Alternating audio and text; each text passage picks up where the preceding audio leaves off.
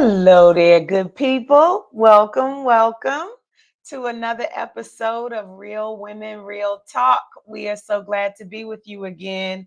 Well, I'm sounding hoarse because I've been singing and, and speaking, and my co host got the sniffles. So I think we're glad to be with y'all. I think we really are. We really are. My name is Trenace, and I'm the founder of Real Women. And you are, sister. Today I am snuffleupagus. No, I am Shavon Carter, a facilitator for Real Women, and I do have some allergy stuff going on, so pardon the sniffs. That baby got the Rudolph the Red Nose. Oh, dang. Feel better. We are glad to be with y'all through rain and sunshine. We're going to be here. We are Real Women, Real Talk, and it's so good to be with you again another week. We are growing and going through these episodes, and we are nearing the end of the year, at least the last quarter of the year. We're in it.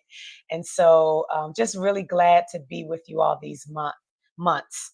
So we are about to have a real honest dialogue about topics that impact women. And you're going to hear a lot throughout this episode about Real Women, the organization that is the basis for our podcast. We're going to sneak that in throughout this episode. For now, we just want to get started and give you a sneak peek into some of our conversations. And we are going to start with our first segment, and it is Real Talk. And so, other than the sniffle, sister, how Yeah. are you doing? What's going on? So I'm doing okay. I am tired because I have been dog sitting since Wednesday. Mm-hmm. And on the day of this recording, it's on a Sunday, but I am tired and I realize that I do not, and I had come to this conclusion before, but it's confirmed Yeah. through this dog sitting experience that I do not want a dog. God bless all of you dog owners. Mm-hmm. I know those are your babies, but Mm-hmm. this is not my ministry. Mm-hmm. I don't like getting in the Mm-hmm. morning to walk the dog, to take the dog outside. Mm-hmm. I don't like the dog following me everywhere around the house and wanting to play all the time. Mm-hmm. And I just don't like Mm-hmm. maybe I'm venting. I'm sorry. I just need No, some. it's good. It's good. And I don't like having to come home at a certain time to make Mm-hmm. sure the dog hasn't done anything. The dog did not want to be in its crate. It actually broke out of its crate 2 days in a row. Oh And my. so yeah, I am ready for this beautiful dog to go with its mother. Mm-hmm. And yeah, so I do not want a dog. And Yeah, I understand. And I love how you said all of that really even keel so as yeah, not to upset any dog owners who are listening. I appreciate the loving tone yeah, in which you said it. But I'm uh, gonna let you know right now. So we have a dog. yes, But the only reason why we are able to say that we have a dog for over a year now is because we co-parent this oh, dog with another family. got it. It's like there was a divorce and there's parental custody Uh-huh, shared. uh-huh, That's what we do. And yeah, so the dog goes to we found the family through the Rover app. okay. Those dog owners, pet owners who know of the Rover app, it's a godsend because if you plan a trip, you can put in the dates and find out people who are in your area who would like to dog sit. So I'd like to offer that to your dog owner in case you decide you're not going to do this again. And so it's a wonderful app, but when the family got so close that it's wonderful. We've, exhausted our use of the app and just decided to stay friends and stay connected. And they just want the dog to come over and play with their dog sometimes. So we get breaks often. And that is the only reason we are able to be a dog owner the way that we are. I get it. It's a life. It It's is a life to take care of. It Yep. is. Yeah. Mhm. As you can hear him right now because he wants my attention. Yes, he does. I don't have time. I heard her say, "Go to your bed. Go to Right. bed." Go to bed. So, and the dog is like, "But I want to be near you. Yeah, I I was want to be where you are." this It's is so not for funny. me at all. Oh, Lord. Yeah, so I get it. I get Mm, it. Well, I am in a I am I got 2 things going on. So, I am hoarse a little because I've been doing a whole lot. At the time of this taping, I went to a women's conference that I totally enjoyed. It was amazing, amazing from beginning to the very end, right at the very end. I really feel like I showed up as best as I could have, based on all that I have going on inside of me, all yeah. of the places, head and heart. But it was a struggle for me to show up. I felt it, and I feel like it was exhibited. So not only am I kind of physically not there, but I'm also a little deflated as it relates to showing up. I think um, not showing up my best at times because I know um, how it could have been different. I think that, but ups and downs, and I'm willing to go through it. So that's mine, real talk. And I appreciate that we're not 100% all the time, but we are still here because that is the real and the authentic who we are. Yeah. So, But I yeah. wanted to before we moved on, sister, I wanted to touch on that. So how do you handle it? Sounds like there's some self-reflection that's going on, like when you feel like you didn't do your best or you looking at ways that you could have improved or whatever. How long do you sit with those kind of things? Like is it just like a day, just like processing, or do you carry it forward for a number of days, or how does that work for you? Yeah, thank you for asking. So I process as much as possible as soon as possible. Okay. So I feel all the feelings and Mm, if I yeah. feel like I want to yell or I want to cry or I want to, curse, whatever I need to do Mhm. kind of right away, I try to do that as soon as, it feels safe enough to do it in whatever way that is. Mhm. My mother went with me, so I was able to vent to her. Okay. Of course, I reached out to my sisters, and got it out of me, the feelings, to communicate them Mhm. um, as much as possible. That helps.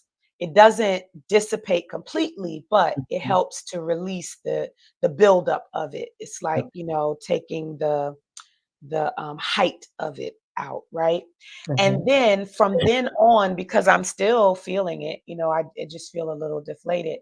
I redirect my attention as soon as I can. It's not like it disappears, but I redirect my attention. So instead of ruminating over the thoughts of what I could have done better or what happened or all of those things, what I immediately go to is okay, what do I love? What makes me laugh? What makes me feel differently? What puts me in a better mood or a different mood?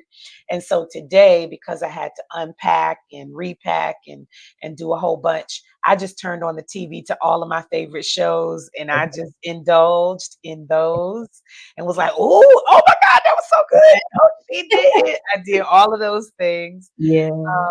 And then, talking through it with my husband and just redirecting my attention as much as possible so I can start feeling the things that lift my spirits. Okay, So, got it. yeah, that's how Mhm. I handle it. I Yep. wanted to ask that question because just as those who are watching, if they have those moments where they may be beating themselves up about something and just maybe in a space where they're having trouble getting out of it, just wanted to Mhm. hear your process for Yeah. what The one other thing, thank you for that. The one other thing you made me think about is I immediately find the lesson in it to happened. make sure that in this same way it doesn't happen again. Now, I Okay. need to say that that doesn't always happen. Like I can be presented with the same scenario Yeah. and, months or even years later, I can think it'll be different this time. And Yeah. I and I can, act the same way that I know yielded the same results before. Mhm. Um, and so it is my endeavor in the moment to find the lesson in it and remember the lesson so that I don't repeat the same, whatever I can control, I don't repeat the same things.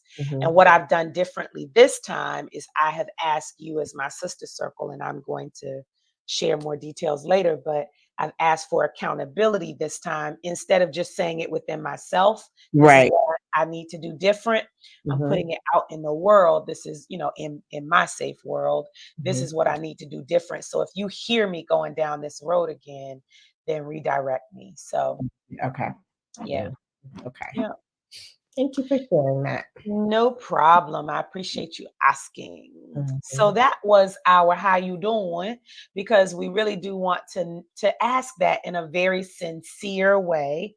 Mhm. How are we doing? And we hope that you are doing that with you and those around you, that you really tap into how you are really doing in Mhm. any given moment. And if it's not all good, process that, get through that with someone so you can get on the other side of it.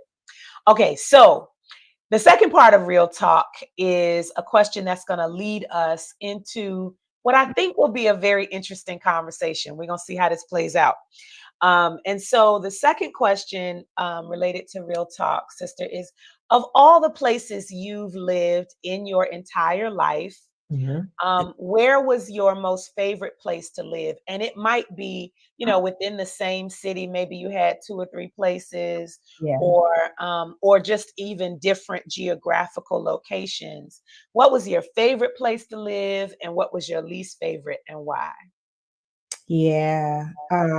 So I've only lived 3 places really. Wow. In Uh, your entire life or your adult life? in my entire life, just 3 Wow. of yeah. So I've Mhm, lived in Jacksonville. I grew up in Jacksonville, mhm, and then I moved to Tallahassee for school. So I lived in mhm. Tallahassee, Florida, and then I've been in the DC metro area since for 23 years. So Okay. this is where I've lived the most, and this honestly has been You this got a baby, girl. We so all understand. um it's this location has been the best for me. Like I Mhm, know this is home for me. I love it here, mhm. and I couldn't see myself moving back home. So when I think about where the least, probably Tallahassee. Okay. So DC metro area is the best, where I love it here, and then the least is Tallahassee because it's a college town, it's a Mhm. country town, and outside of going to school, like it's nothing else really to do there. Yeah, It's little country town that not gotcha. a lot going on outside of college. So it's just not where I would want to be settled. But here is just so much opportunity, so many people. I've met some amazing people who I get to call my friends and family. So yeah. Mhm. Nice. Okay. Yeah. Inside of the DMV, Uh-huh. how many residences have you had? I used to live in Alexandria, Fort Washington, Upper Marlboro, Bowie, and now Lanham. Okay. Okay. All right. So I don't feel too bad because because I'm about to name a whole lot more than three. Yeah. Okay. So got it. And in do you know within those spaces, because since we've been doing these episodes, I Yeah. know that you've talked about your most recent move and Yeah. how good that was to you. So is this where you are now your most favorite place inside of the DMV? Yeah, I would say I like this place. I like this area. Mhm. I like the community. So yeah. So inside of the DMV, my most favorite place would be here where I am now. My least favorite place would be Virginia. Okay. I just don't like. I didn't like Virginia. I just wanted more. It was diverse, Mhm. uh, Mhm. and I just wanted less diversity. Yeah. Mhm. Mhm. I understand. Yeah. You wanted your people around you. I wanted my people around me. Yeah. Yeah, understood. Yeah. Understood. Mhm. Okay, so if I had to answer this, I will acknowledge later that I have lived a lot of places. Okay. I feel like that it may not be as bad as I think it is if I have to just name states, maybe. Uh-huh. But my most favorite place is probably where I live now. Okay. I love my home in Southern Maryland because it is, well, I, Waldorf area is booming. And so there's a little bit too much going on for me to be honest, but it hasn't always been this way. And Mhm. so there's a suburb enough where I can still find trees and grass and land, but also there's a lot to do, and I'm very near things to do. So within the DMV, this is probably my favorite place to have lived. And I never thought about this, but my least favorite probably was um, Elizabeth City, S- North Carolina, when I went to college. So it's funny that you would say that. And I Mhm. only say that because I love being there when I was there, Mhm. but I haven't had any inklings to go back. I'm really trying to go back this homecoming just to visit, um, but there have been very few homecomings that I've gone to. And outside of just the event based kind of homecoming, I haven't felt drawn to go back because it's Yeah. very similar to what you said. It's a country town with nothing Mhm. hardly but the college there. They're growing, but so that's probably, I would not go back just to be or to settle. So that's probably mine. And Yeah. I asked that because our um, topic. So we would love for you all to first answer and tell us how many places you've lived, where your least favorite, where your most favorite was, because we're going to be talking about this throughout this episode and would love to hear from you all, and we can revisit it. And you can go to us at speakpipe.com/real women real talk, or you can go to email us at info@realwomenrock.org. We would absolutely love to hear you tell us what your places were, favorite places. But I want to transition that into our deep dive because I really wanted to talk about locations Okay. and how, they say location, location, location, right? Yeah. And how locations might affect positively or negatively who Mm. we are, what we do, and what we experience both externally and internally. And I think, for the sake of context, I just give a little bit about mine. I think I can connect some of who I am, who I've been at different points in my life, Uh-huh. connect them to where I was physically and not just emotionally. Mhm. And so I want to explore that a little bit and Okay. see where it leads us in conversation. Yeah. Um, I found a list on my phone from 2019. It is 2024 right now when we're doing this episode. So I was blown away that I was thinking about this 5 years ago, Sure. that I listed all the places I'd lived up to that point. And Mm. yeah, they're all still the same because I'm still in the same place I was in 2019. And I was able to count in my 50 years of living, and at the time, 45 years of living, that I have lived in about 16 different places, What? girl. So 16 different residences, Okay. Okay. okay?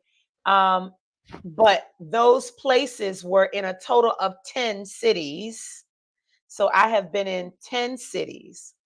Um, and I need to think about, I had a list, so I need to think about if I were to say Hampton Roads is one area. That's one area. Richmond, Virginia is not considered Hampton Roads, so that's another area. That's two. Elizabeth City is a third area. And You live then in if I Richmond, Virginia? I didn't realize that. Okay. girl, yeah, my undergrad was Elizabeth City State University. Yep. And Okay. then DMV is one area. I've lived in DC proper when I first moved here, and then Lanham and Bowie, and now Waldorf, and also Blacksburg, Virginia. When I first started my doctoral program, I was a hot minute in Blacksburg right before I got married. Wow. So that's still like 5 or 6 areas, right? Even if I do like general spaces. So I didn't realize how many places I've been. And I know for some people that are like military families, they do that kind of thing every 2, 3, 4 years. It's okay, baby. We know. Um, and so some people do it like not never. Like you mentioned 3, and some people stay in the same vicinity the entire time. Mhm. So I was blown away by that, and I got married at what I consider an early age at 25, and it was right when after I finished my master's degree. And so I think I was so busy going to school, that was a time when most women would have been exploring life and doing some things. And I think I got settled at 25, and I've only been in 2 places Mhm. since then. And so I did a whole lot of busy moving around, but then just kind of got settled. So Hold I on. I Hold can, yeah, go ahead, get the baby, get the baby. Tell that baby what to do. This is real life. This is called Real Women, Real Talk, and we living in real time right now. This is a recording, but we not retaping. So let the baby bark. And when the baby want to bark, you gotta it's just like a baby. You gotta take care of the baby when the baby need to be taken care of. That's on. all. I don't know what you said to that baby, but that baby not talking no more. Let me see. so so I was just saying, I I figured out my breakdown, and Mhm. in figuring out my breakdown, I wanted to explore how where I was living Yeah. was connected to what was going on in my life. So Mm. before, that's the context. Okay. Before I break mine down any more than I already have, Mhm. can you connect who you were with those places you lived? Yeah, absolutely. I'll do just by areas, Mhm, because I can see the distinction better that way instead of the individual like cities. So from my hometown of Jacksonville, Florida, that was like my developmental years. So that was me like going to school, elementary school, high school, all that kind of stuff. So that was like my development into a teenager and just coming into myself. A mhm, lot of dependency on my mom, just kind of seeing that. But then when I moved to Tallahassee and went to college, that was like my time of blossoming, mhm. um, and detaching a little bit and more independence. That was that time frame for me, and just really realizing and looking at what it's like to be by myself and on my own, making decisions for myself, some healthy, some unhealthy, but just kind of navigating through those waters, having a social life and developing friendships and all that kind of stuff, and getting into boys more and relationships, Mhm, sexual relationships and all of that stuff. So that was me just really blossoming more and coming into myself a little bit more, and just kind of self-discovery, and just realizing a darker side of myself also, kind of seeing that, wow. just kind of the voids and how I filled those voids, just really being present to that more in college. And then when I moved to the DC metro area, that was a transition for me, just kind of a metamorphosis into wanting to live a different lifestyle. Mhm, So being in college, very promiscuous and just free, very free, carefree. living, careless living also. Mhm. So I wanted a transition and a change. So moving here represented change for me. Mm, It mhm. more so of, you if you keep going down the road you're going down when you were in college, you're gonna self-destruct. Mhm. So is just wanting to do a 180 and turn my life around. So that's when I really got serious about my spirituality and getting a closer relationship with God. And then that's been evolving over time. But that was like the transitional period and just the shift for me in a lot of ways, shifting Mhm. into purpose, shifting into a woman and transforming into more of a woman and what I feel like I was here for. So really connected to that. So that's kind of what I see in the different areas for me. Yeah, really good. I Yeah. I love being able to reflect and study ourselves from like as many angles as possible.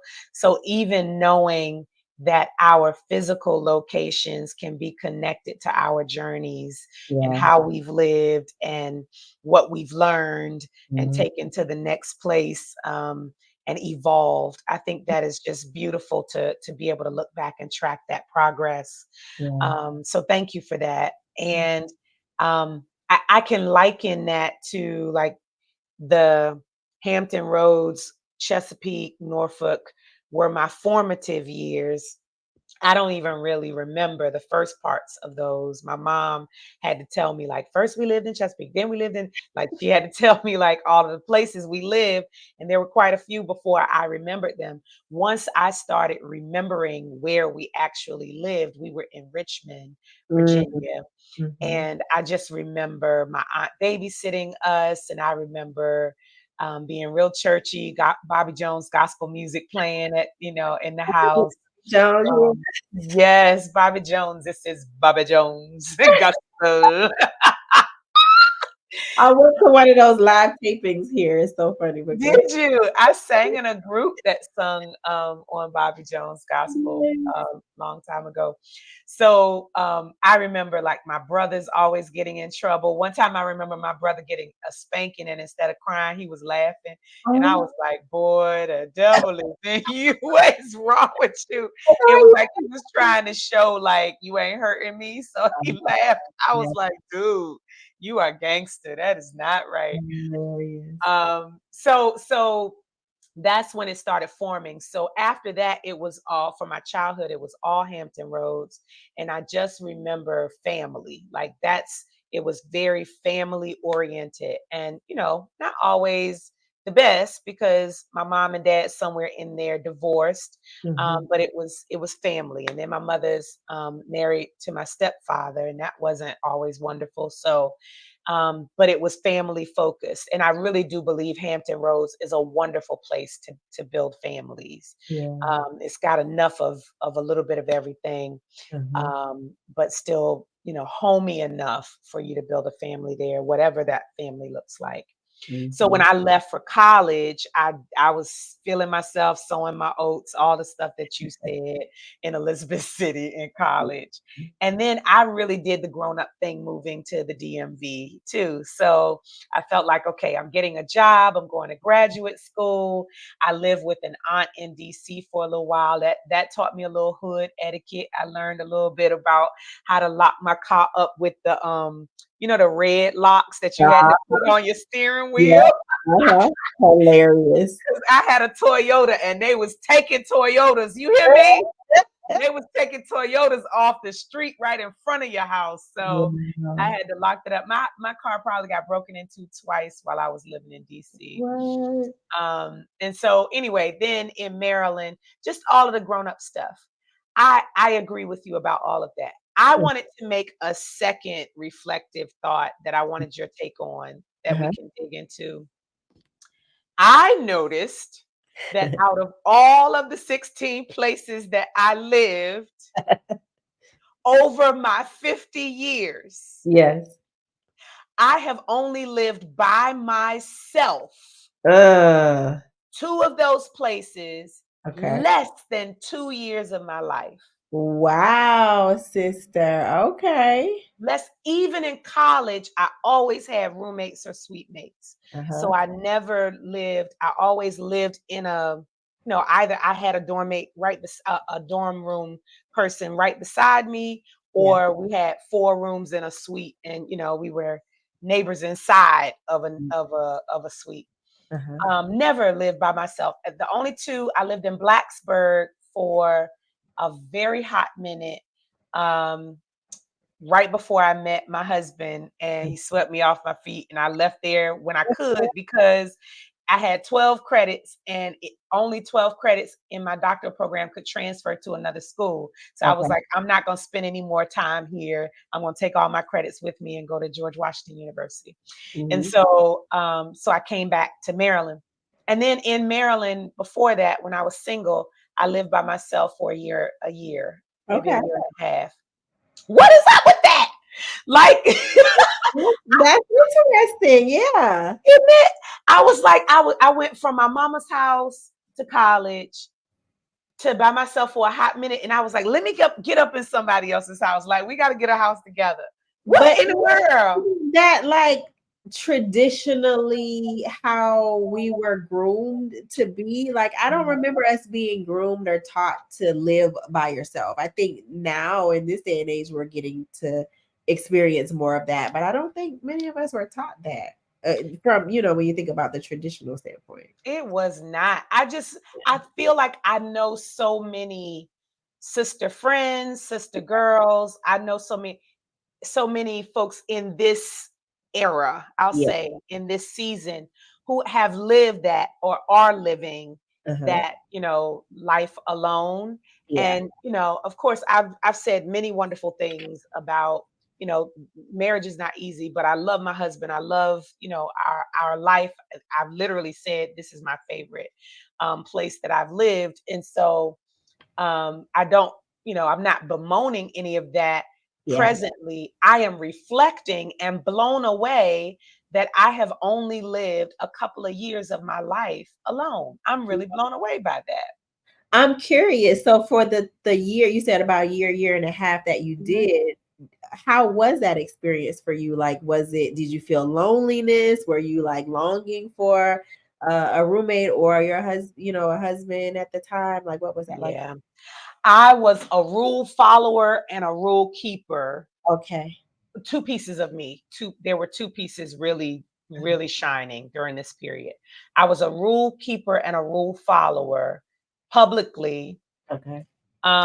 Privately, I was reaching for, I did not, evidently somewhere in me, I did not want to live alone Okay. because I was trying to find a mate. I dated seriously about 3 people Mhm. before I met my husband. During those that It was 3 years in my graduate program, and a year of that I was in my aunt's house in DC, and then I spent about a year and a half in Lanham by myself.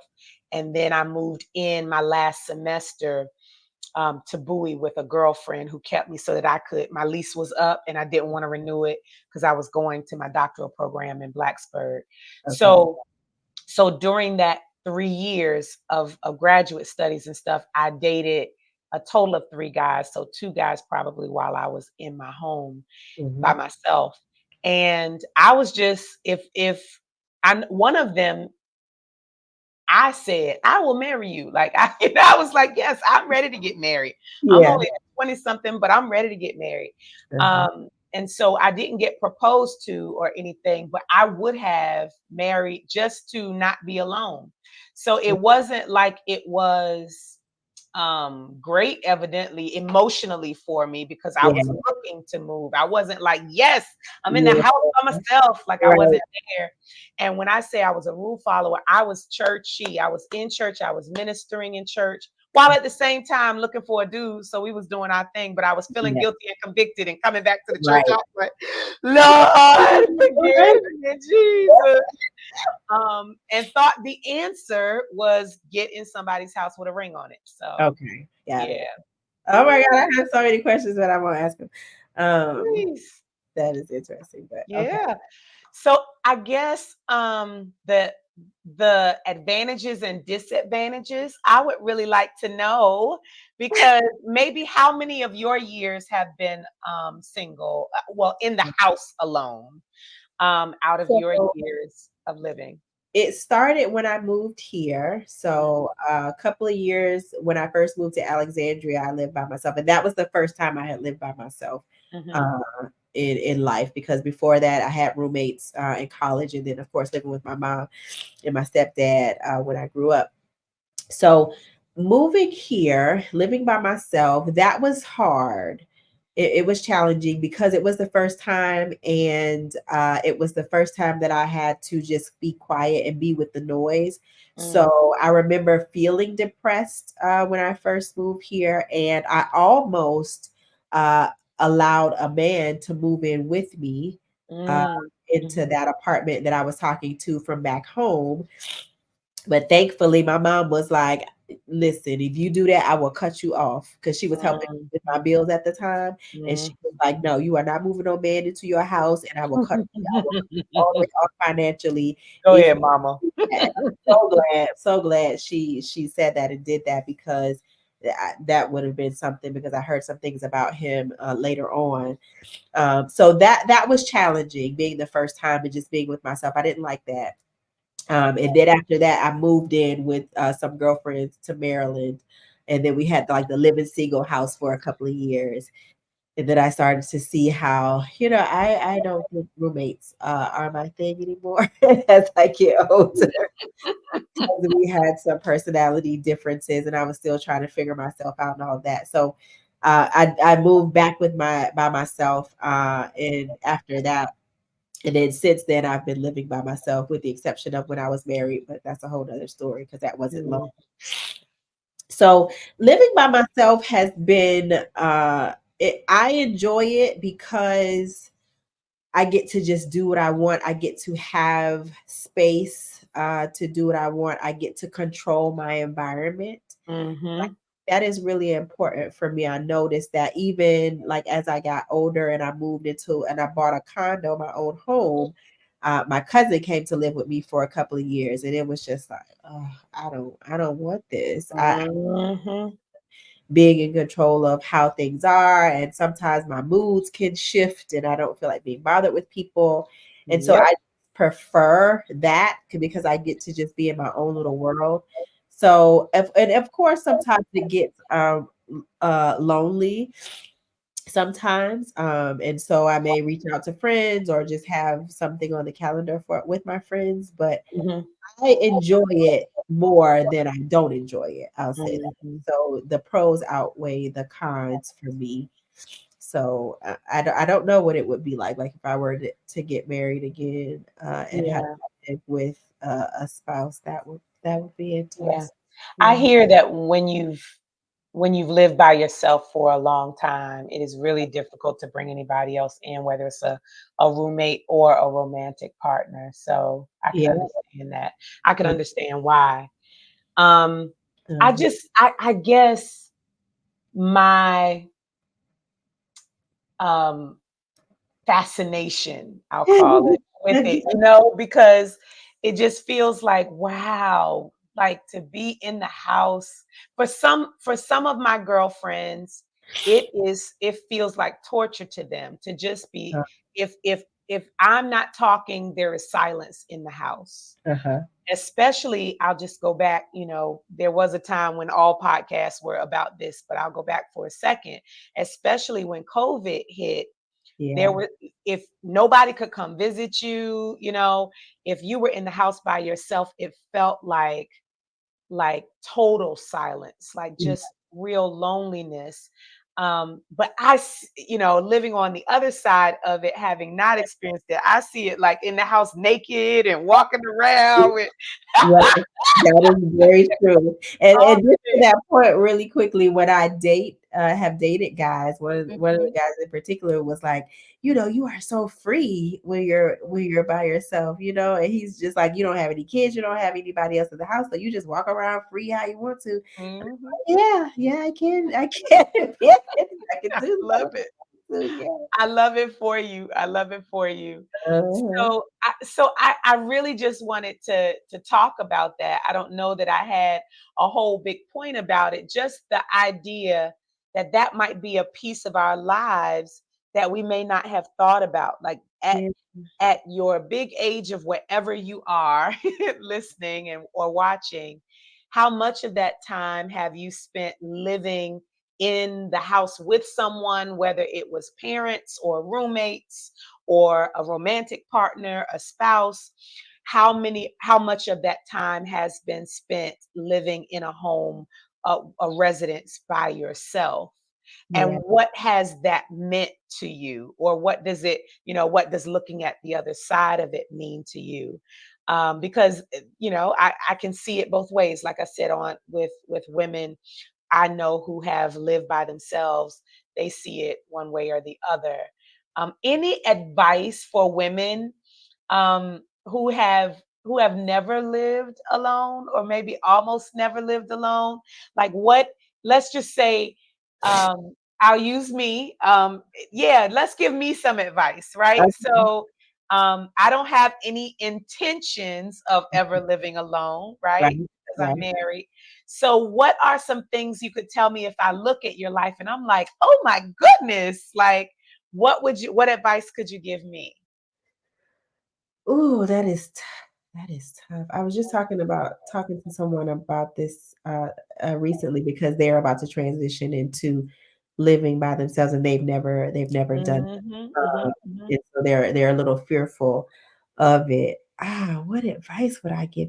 I think the first thing is to and it may take some time because it took me some time, is being comfortable in silence. mm, Because mhm, a lot of times, and for me, I'll speak for me myself, that's when I realized how much I disliked myself because I was mhm, trying to avoid being alone with myself. mhm, So I think, of course, always an advocate for therapy, but identifying what are you running from if you feel mhm, like you don't want to be alone with yourself. And sometimes it doesn't mhm, have to be that deep, but exploring it to figure out if it is that deep for you. If it's just a discomfort because it's something that's new and you've never experienced before, mhm, think just give yourself an opportunity to experience and see what comes up for you. You may enjoy it. You may be like, "Oh my God, finally, freedom, peace," you know? mhm, But try not to run from it and just be in the space with yourself and see what comes up.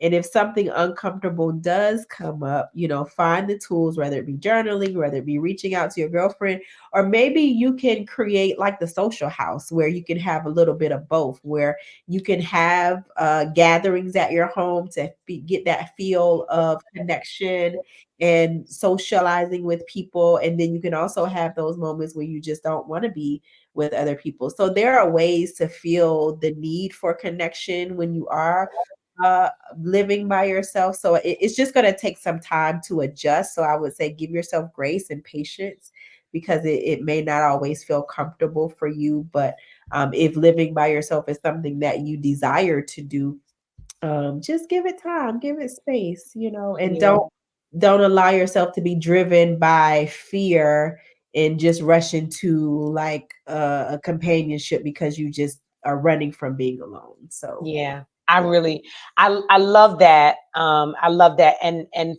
I love that you were talking to someone who is yeah, about to embark on living alone, yeah, and that's a part of what you shared.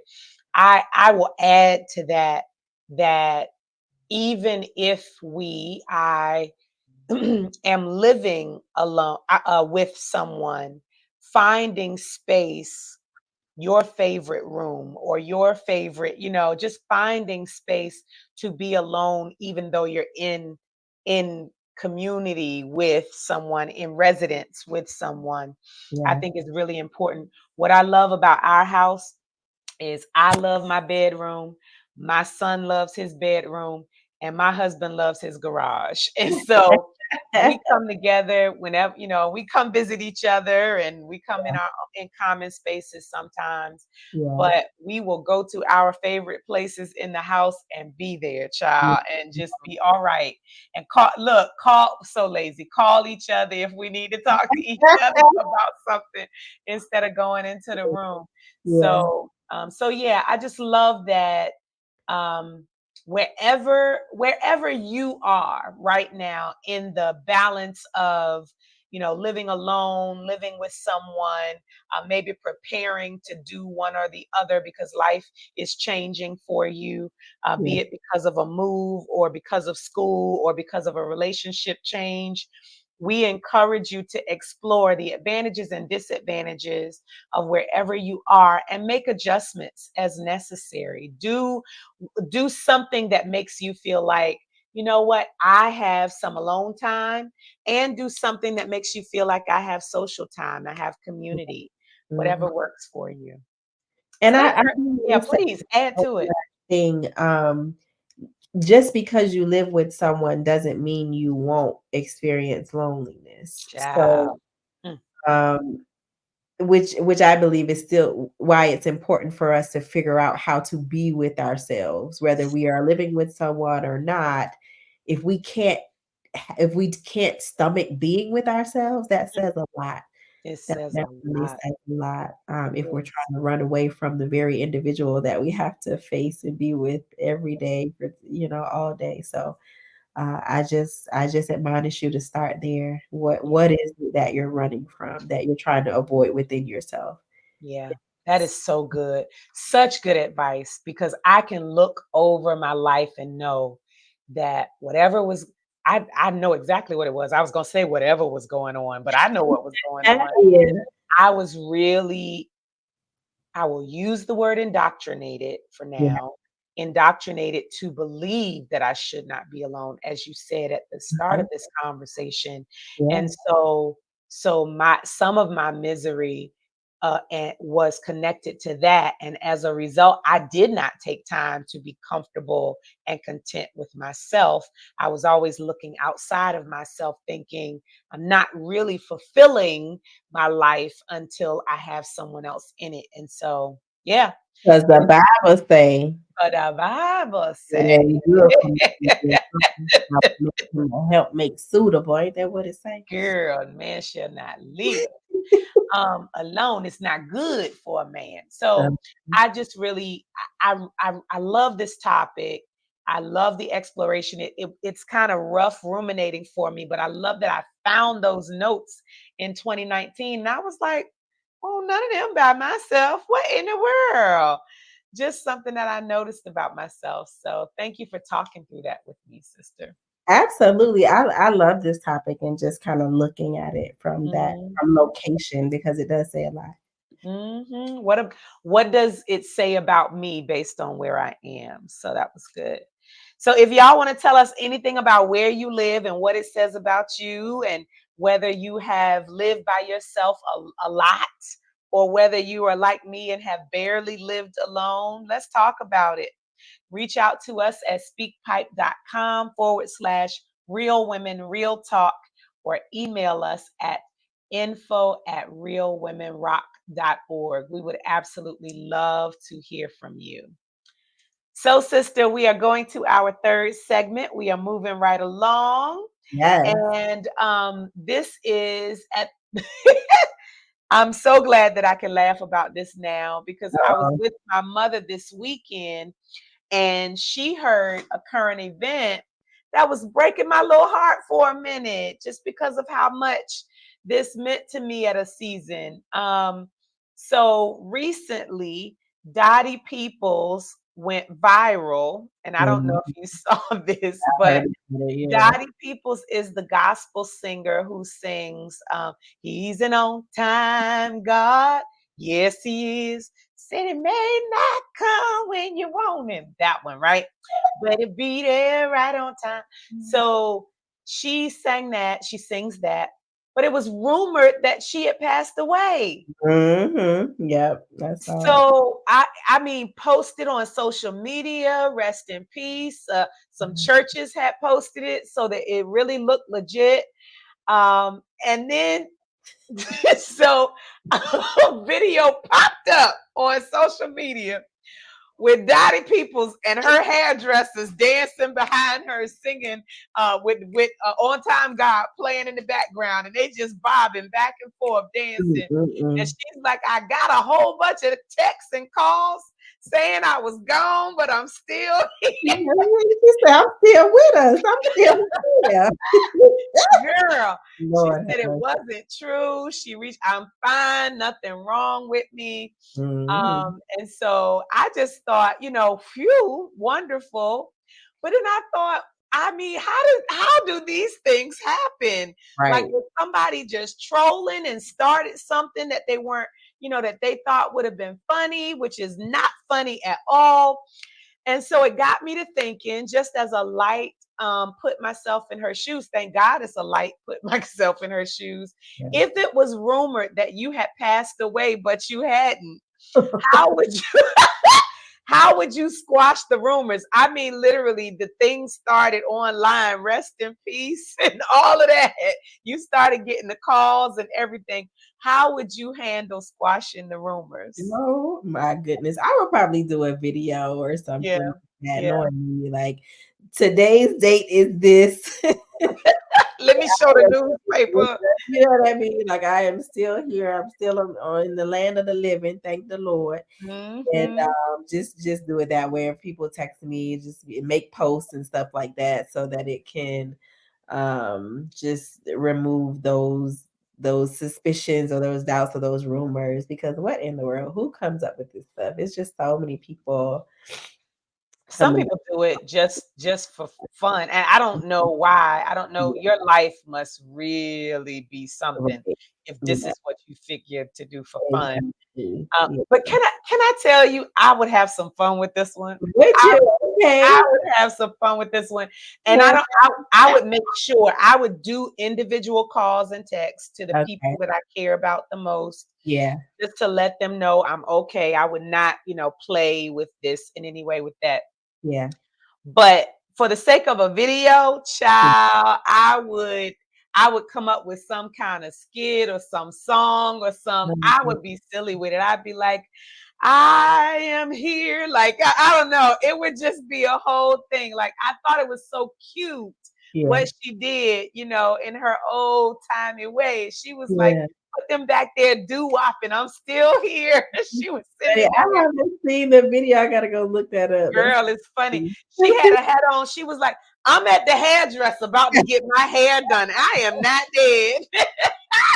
It was Lord, funny. that's I hilarious. would play with that because, I mean, first of all, you should be happy, not mad that I'm here Yeah, still. yeah, And so let's laugh about it, make light of it. I just yeah, thought that was the cutest thing. I knew it was going to be a quick put myself in her shoes, but I thought to myself, like, what would I do yeah. if that something like that happened? So Well, just wait, want would you wait a couple of days? You know, when people pass away, people start making posts on their social media page as if they can read them. And so I was just wondering, would you wait a couple of days to see what people will post about you? You know, and they post all the pictures. I remember I met Trenace and wait, wait, wait. So I don't know if I would have thought of that before, okay. but if Uh-huh. that ever happened, God forbid that ever happened to me, I would definitely do that now because because look, because don't you want to know what people would say about you? Yeah, yeah. Uh-huh. I would really want to know what people would say about me. Uh-huh. So yeah, I think I would. Yeah. Wait, I think I would. Just give it a minute, let it breathe. And then wait, my mind then when you said that, my mind went all the way to the funeral and then getting up out of the casket and like doing a praise dance or something. Oh my God. That would be really far-fetched, but wow. What Oh God, I have seen some crazy. Let me tell you. So this is a silly put myself in her shoes, but I'm loving it. Because I have seen sermons where somebody was trying to make this, like, you know, I've seen the ones where they, you know, actually bring out a cross and get on it and be silly getting off of it and all that kind of stuff. Like, Mhm. sir, ma'am, we don't do that. We don't need to do that to prove the point that Jesus died and rose again. Yeah. But I have seen people, if you want your life to be resurrected, if you want to be born again, if you want to live again, that kind of, and use that illustration, Uh, they get into a casket or have somebody get into a casket, and actually the casket opens. this Listen, this is in it. a This is that church funeral, right? service during a sermon, not a Not funeral. a funeral. I was gonna say, okay, Mm-mm, now not a that now funeral. you okay, okay, But got to make it like, you know, you can, like, while you living, you can spiritually be dead in the casket, and you can be resurrected to new life. And, you know, like, girl, that's too much. That's That too is much. too That's much. You're doing visual too much. to prove the point. The visual is fine. I don't need the Yeah, yeah. That's illustration. like when, you know, this is putting myself in somebody else's shoes, because I'm not judging. I'm saying, if it were me, Yeah. the whole, like, actual spitting and putting my Oh, hands right. on all of that, like, we're Uh-huh. doing too much. We're It's doing too yeah, much yeah, now. It's too much. So, yeah. that wow. Folks be doing stuff. They do. So that was putting myself in somebody's shoes. That was an interesting one, sister. It was. And I don't know what you're gonna do with this, sister, but our fourth segment is spiritual nugget. Wow. We done And went some places. so, yeah, we done went a whole lot of places. When you think about all that we've talked about, think about what I actually love about this, though, is just coming up off of, this is October when this is airing, Yeah. but we have gone through all of September, sister circles, and we've watched Hampton Roads have a blast outside all summer long. Yeah. And so what we know about Real Women is it is not all just deep dive. Like, No. we are going to be silly and have some fun and talk about nothing, shoot the breeze, kiki. We're going to do all the things, but also just dig deep as well. And so, it, you know, it could be light, but what might you have for us to think about as a spiritual nugget? Yeah, I think what's coming to mind is we're talking about living with someone or living apart from someone. And I just want you to know, no matter where you are, there is nothing wrong with you.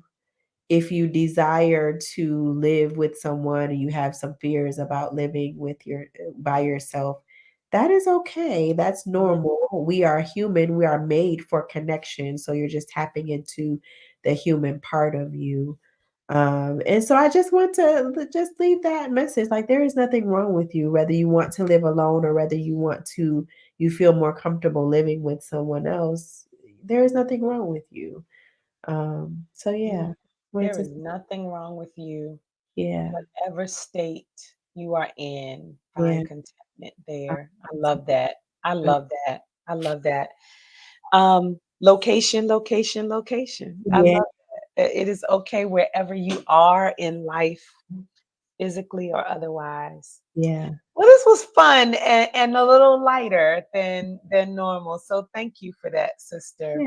Thank you. Y'all, this has been lighter. See, we don't just stay heavy all the time. Real women, real talk.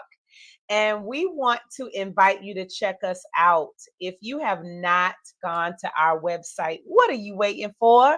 Go to realwomenrock.org to check us out. We have a ton of stuff you can review to get more connected with us if you'd like, get more information about who we are.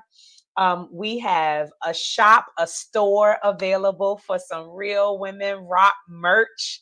And so we'd love for you to check that out. Ah, her mouse pad is there. Yes. So you can check out our merch there. We have more coming. We are excited about our store getting bigger and better. We've got sweatshirts, hoodies. We got stuff for you there. So check us out there. And also, we have information about our intensive that is coming up November 22nd through the 24th. I left the gathering that I went to that we just talked about at the top of the hour, Shavon, and by the time I finished the workshop, I believe that there are at least 4 or 5 women from that who are gonna join us. Yes, I love it. So excited about that. Listen, Yep. if you have been an avid listener, if someone has shared this with you even for the first time, I'm telling you, you do not want to miss what we have in store for you at this intensive. It is going to be absolutely amazing. Our topic, our theme is the Win Her Circle, the road to capturing the gold. And we have so much fun and interaction and engagement being planned for you so that you will be able to learn and grow with sisters and connect with sisters in a very demonstrative way that you will remember. It will stick with you because there are very small percentages that we learn and retain from just listening to somebody talking to us. We learn a whole lot more by doing and being connected and engaged in the conversation. And we're going to do that for you November 22nd, 23rd, and 24th in Cambridge, Maryland. So go to realwomenrock.org/intensive. And you'll be hearing a whole lot more from some of our sisters who are going to join us for the rest of October and some of November. You'll be hearing from some of them. So really excited. It's gonna be so fun. Yes. So fun. Well, thank you, sister, for joining me. This was so I fun. I love needed this the way that we feel in these days. We needed something it. to just lighten our load. So you Yeah. go take care of that dog, baby. Okay. We so appreciate being with y'all. We hope to hear from you soon. And until the next episode, we'll talk to y'all later. Bye. Bye, y'all.